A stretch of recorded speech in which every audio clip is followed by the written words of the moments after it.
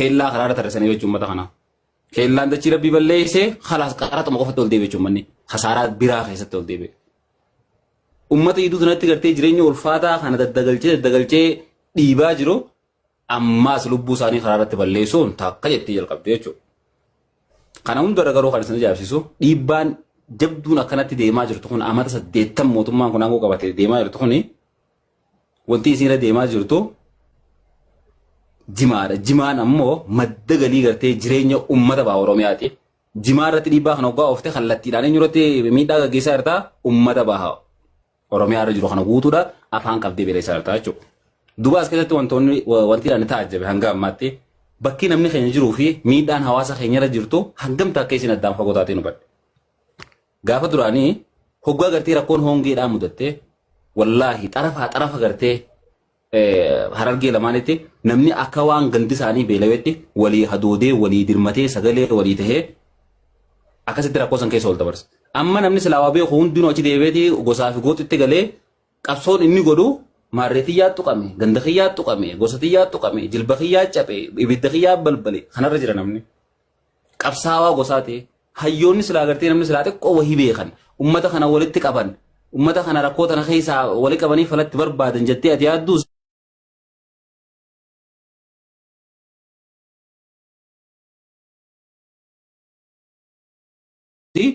warri silaa biyya keessaa biyya alaatti atummaan as deebitee gosaa fi gooxii isaa tokko baattee dantaata kan qabu jechuudha. Wanti inni taa'ee dutuuf waan biraati rakkoo ummataa kana caalaa. Waliigalu jira yaa jira keenya. Jidduu tanatti ummata akkana rafee gartee innaa rafu keessa harrisu jiru kana lafa harkatti haadhiifte.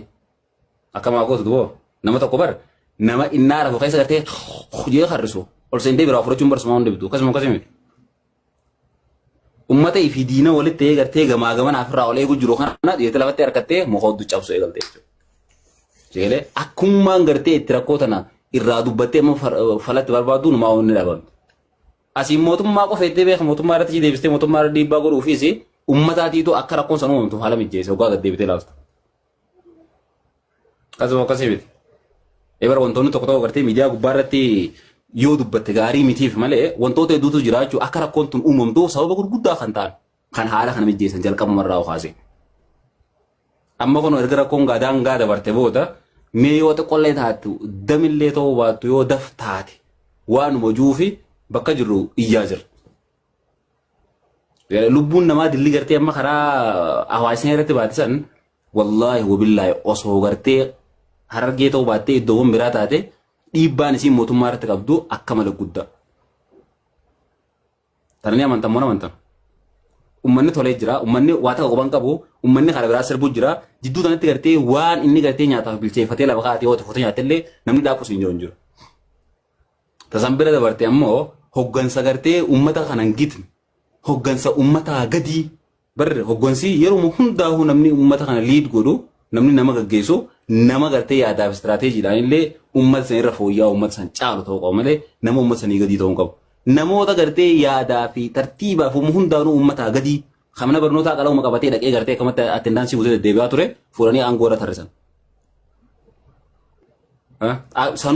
Sanuu barii osoo akkuma fakkaatutti illee godhaman wayyaadha fidaniiti gartee shamarran qofa gubbaa kaasanii hanga gadiitti kunoo maamudii shushubatte hundisiitu helluma qofaaf harka dha'u abaluu tolosaa gubbaa gadduufi warri gartee dibbee fudhatee harka dha'u isaan hoggansaa beeku hoggansa uummataati.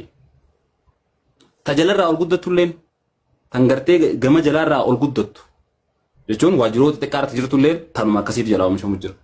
Waan kana agartaniisin ajaa'ibuma natti taate beekan dubbiin tun akka qiyyatte. Caasaa gubbaa kaasee fakkeenyaaf sadarkaa federaalaatti yoo hallaaltu taate gubbaarraas tan jirtu dhala. Hoggaatee gabbuutee sadarkaa Oromiyaatti jirtu dhaltees dhala.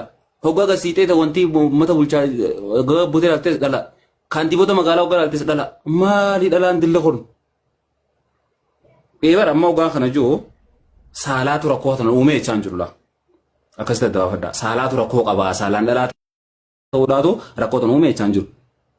Garuu dilli gartee dhalaa kan gubbaarraa kaasee ilaadakatti uummata miliyoona kana bakka bu'e maali? Yoo xiqqaate uummanni kun uummata baay'inaan beekee miliyoona 8 oliiti uummata gara miliyoona 10tti dhiyaatu.